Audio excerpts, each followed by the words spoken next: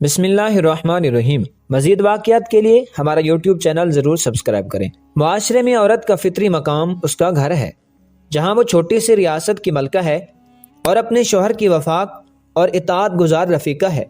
ہمارے مذہب نے مرد کو عورت کا محافظ قرار دیا ہے، اور یہ ہمارا ہی مذہب جس نے رشتوں کی پہچان کرائی ہے۔ آج ہم آپ کو عورت کی کچھ خوبیاں بتانے جا رہے ہیں۔ ہم آپ کو یہ خوبیاں قرآن و حدیث کی روشنی میں بتائیں گے، اور اس حوالے سے حضرت علی رضی اللہ تعالی عنہ کا فرمان بھی بتائیں گے۔ کسی نے حضرت علی رضی اللہ تعالی عنہ سے سوال کیا تو آپ رضی اللہ تعالی عنہ نے جواب دیا کہ جو عورت اپنے شوہر سے محبت کرے اور اگر اس پر ناراض ہو یا غصہ کرے تو اس پر محبت سے کہے میں تو ساری زندگی تمہارے ساتھ گزاروں گی، اور اپنے گھر کی برائی کسی سے نہ کرے، ایسی خوبیوں کی مالک عورت دنیا کی نیک ترین عورت ہے، اور قیامت میں بھی اللہ تعالیٰ اسے بہت سی نعمتوں سے نوازے گا۔ مثالی اور نیک بیوی کی چند خوبیاں بیان کرتے ہیں۔ ہماری بہنیں یہ بات یاد رکھیں، جب بھی نیک عورت کی خوبیوں کی بات ہوگی تو شوہر کی فرم برداری سر فہرست ہوگی۔ نیک عورتیں وہ ہیں جو فرما بردار ہیں، جو خاوند کی عدم موجودگی میں اللہ کی حفاظت میں اپنے مال اور آبرو کی حفاظت کرنے والی ہیں۔ آپ صلی اللہ علیہ وسلم نے فرمایا، وہ عورت جب شوہر اسے دیکھے تو وہ خوش کر دے، اور شوہر حکم دے تو اس کی اطاعت کرے، اور شوہر کی عدم موجودگی میں ناپسندیدہ کام نہ کرے۔ اس کا اندازہ اس بات سے بخوبی لگایا جا سکتا ہے کہ نماز عبادت کی نہایت اعلیٰ قسم اور سجدہ اس کی چوٹی ہے۔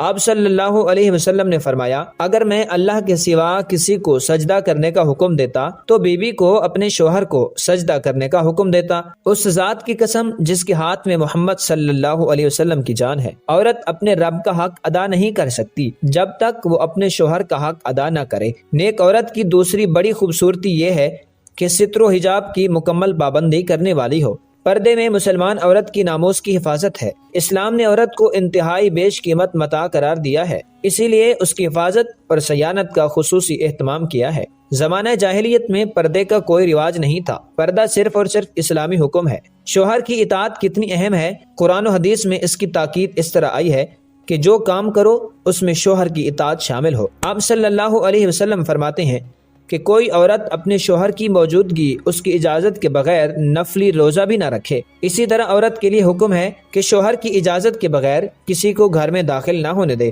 آپ صلی اللہ علیہ وسلم کا فرمان ہے کہ جب بھی کوئی مرد کسی اجنبی عورت کے ساتھ خلوت میں ہوتا ہے تو ان میں تیسرا شیطان ہوتا ہے۔ نیک عورتوں کی خوبی میں یہ بھی کہا گیا ہے کہ 5 وقت کی نماز پڑھے، 1 وقت کا روزہ رکھے، اپنی شرمگاہ کی حفاظت کرے اور شوہر کی اطاعت کرے۔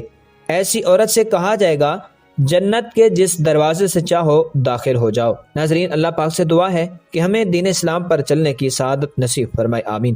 اگر آج کا پیغام اچھا لگا ہو تو ویڈیو کو ایک لائک دیجئے، کمنٹ سیکشن میں سبحان اللہ یا آمین لکھیں، اور ہمارے چینل کو سبسکرائب کر کے بیل کو بھی دبا دیں۔ جزاکم اللہ خیرا۔